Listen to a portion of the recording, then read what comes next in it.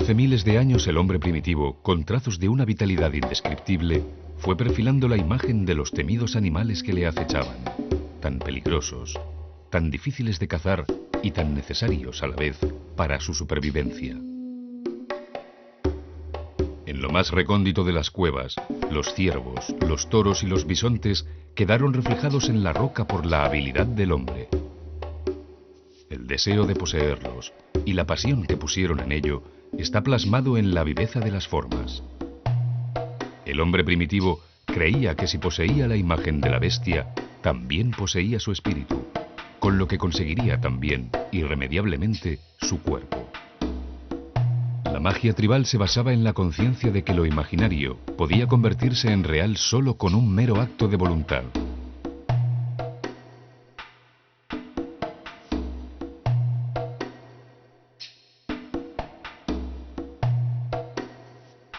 Con la grasa y la sangre de los animales como aglutinante, el hombre de las cavernas fue mezclando las tierras coloreadas y rellenando con ellas aquellos espacios de la roca que le sugerían formas animales.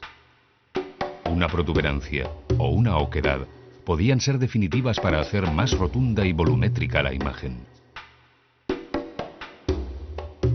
Al principio, en el Paleolítico, el hombre no aparece representado entre las fieras a no ser que esté disfrazado de animal, como los chamanes. Es la pintura que conocemos con el nombre de escuela cántabro-aquitana, porque se desarrolla sobre todo en esas zonas, destacando la de Altamira en España y la de Lascaux en Francia.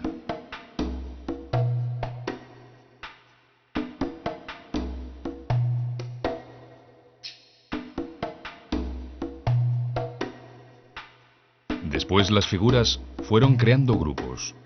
Hombres y mujeres hicieron acto de presencia acercándose a los rebaños de ciervos, y el ritual mágico ya no necesitó esconderse en la profundidad de la cueva, sino que salió a la intemperie.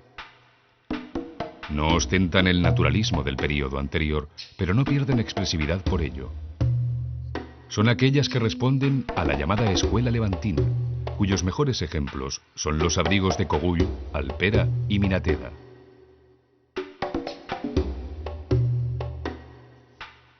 Mientras que por último, en el Neolítico, el esquematismo de las escenas llegaría casi a la abstracción. Todas ellas se han conservado gracias al proceso de cristalización de las rocas que les sirven de soporte, las cuales han ido formando una coraza protectora, a modo de rígido barniz, contra las agresiones del clima.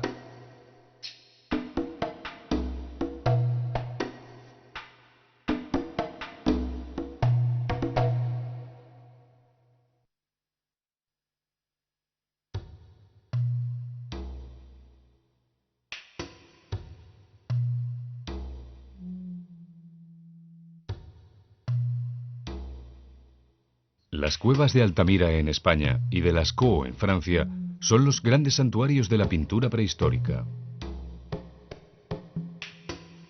Datan del período magdaleniense, que es el momento en el que se pasa de los primeros vestigios monocromos a la imagen policromada, en la que dominan los negros, los rojos, los amarillos y los tonos violáceos.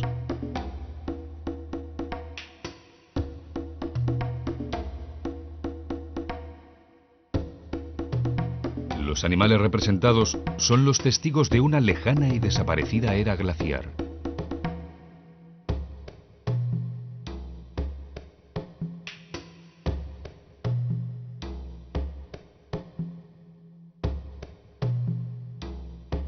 Renos y bisontes, toros y caballos salvajes campan por el escenario natural de la superficie de la roca sin orden ni concierto, afirmando su individualidad y confirmando con ello el poder mágico que genera su mera presencia. Fueron objetos de deseo para el hombre primitivo, pero su contemplación suscita en el hombre actual cierto temor ancestral e íntima reverencia.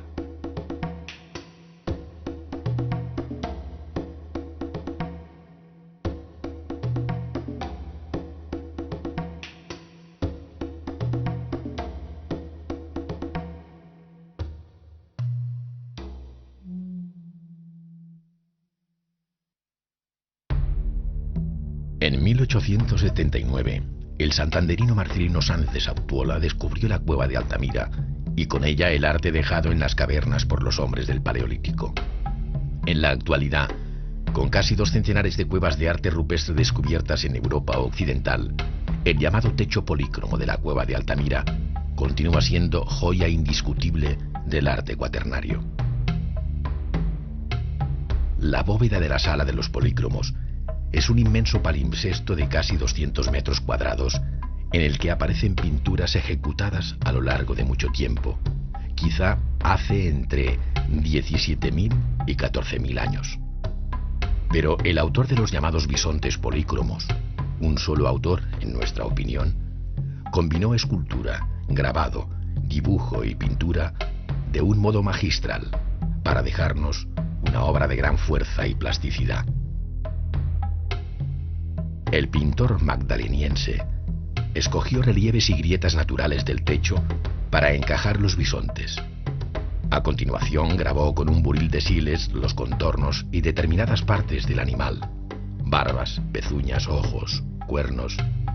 Luego, empleando carbón vegetal, dibujó los contornos de la figura y rellenó de masa negra de carbón la jiba, las pezuñas y la parte inferior del torso en una diagonal que bien podría marcar la sombra de su propio cuerpo bajo la luz del día. A continuación, con óxido de hierro natural y ayudándose de la mano o de pieles, extendió el color rojo en el cuerpo, rostro y el interior de las patas del bisonte. La acción mecánica producida por el frotado de las manos impregnadas en pigmento rojo dio como resultado el aspecto actual de la pintura, con el poro de la roca relleno de color y el relieve de esta limpio. En determinados casos, también utilizó gamuzas o sus propios dedos para extender sobre la roca el carbón y realizar algunos trazos rojos localizados siempre en las mismas partes del bisonte. El agua de las paredes y techos de las cuevas, casi siempre húmedas, como ocurre en el techo de Altamira, actúan como perfecto y único aglutinante del carbón y óxido de hierro, adhiriendo estos pigmentos a la roca que los absorbe. Esto nos obligaba a humedecer continuamente, en esta recreación de la pintura de Altamira, nuestro soporte de piedra caliza artificial. Tras escoger el lugar en el que situaría cada figura, el pintor grabó determinadas partes de los animales. El control del trazo era absoluto. No hizo rectificaciones, pues si las hubiera hecho, estas serían perceptibles en la actualidad. En el momento de su ejecución, el grabado del buril sobre la piedra quedó en un tono más claro. Hoy lo percibimos con dificultad debido a la pátina del tiempo. Cuando dibujó a carbón los contornos del animal, lo hizo evitando llenar el surco del grabado. Condujo el trazo en paralelo a este, con enorme precisión, siempre en el sentido de acariciar al animal, nunca a contrapelo. Apretó el carbón en sitios análogos en cada figura y aflojó la presión en otros lugares similares. Esta es una de las pruebas que atestigua la presencia de un solo autor. El trazo de carbón no es una línea convencional continua. Con la distinta presión o posterior frotado modula esta, consiguiendo en algunas figuras aspecto de volumen solo con una línea de contorno. El color rojo lo extendió sobre la roca húmeda o lo mojó previamente si el soporte estaba seco. La mano es una excelente herramienta porque reparte la pintura sin absorberla. Casi con toda seguridad el autor empleó sus manos, pero para determinados trazos, líneas rojas como las que inserta entre el trazo negro de las patas y otros lugares de las figuras, el dedo no es capaz de acumular pintura como para realizar un trazo prolongado.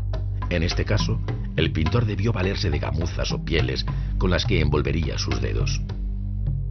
Al final, la obra plástica presenta un aspecto en que las diferentes técnicas utilizadas se combinan armoniosamente para ofrecernos una obra de gran fuerza plástica. Su ejecución nos transmite el pensamiento de nuestros colegas pintores del Paleolítico, en el que se percibe, independientemente de su significado, una planificación y desarrollo del trabajo que no distan en absoluto de los planteamientos de cualquier artista actual.